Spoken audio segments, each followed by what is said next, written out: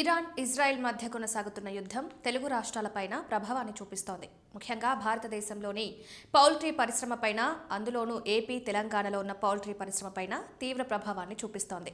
ముఖ్యంగా తెలుగు రాష్ట్రాల నుండి గల్ఫ్ దేశాలకు పౌల్ట్రీ ఉత్పత్తులు ఎగుమతి అవుతూ ఉంటాయి.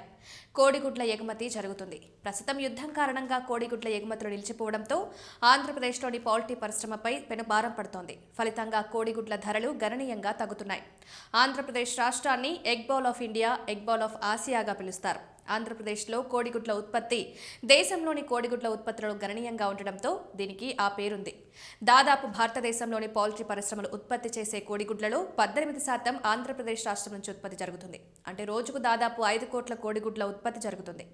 విశాఖపట్నం, విజయవాడ, చిత్తూరు కేంద్రంగా విస్తరించిన పౌల్ట్రీ పరిశ్రమ అంతర్జాతీయ మార్కెట్కు ఇక్కడి నుండి కోడిగుడ్లను అందిస్తుంది. ముఖ్యంగా గల్ఫ్ దేశాలకు కోడిగుడ్ల ఎగుమతి జరుగుతుంది. అయితే ప్రస్తుత యుద్ధ వాతావరణంలో గల్ఫ్ దేశాలకు నౌకల రవాణా నిలిచిపోయింది.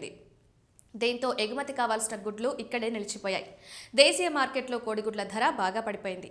ఇక ఎగుమతి చేయాల్సిన గుడ్లను నిల్వ చేయడం కూడా వీలు కాని పరిస్థితుల్లో కోడిగుడ్ల ధరలు గణనీయంగా పడిపోతున్నట్టు తెలుస్తోంది.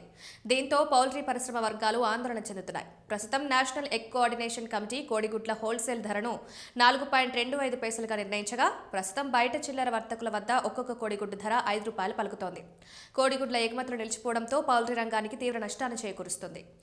ఇబ్బంది పడుతున్న పౌల్ట్రీ రైతులు ప్రస్తుతం కొనసాగుతున్న ఇరాన్, ఇజ్రాయెల్, అమెరికా సంక్షోభంతో మరింత ఇబ్బందిని ఎదుర్కొంటున్నారు.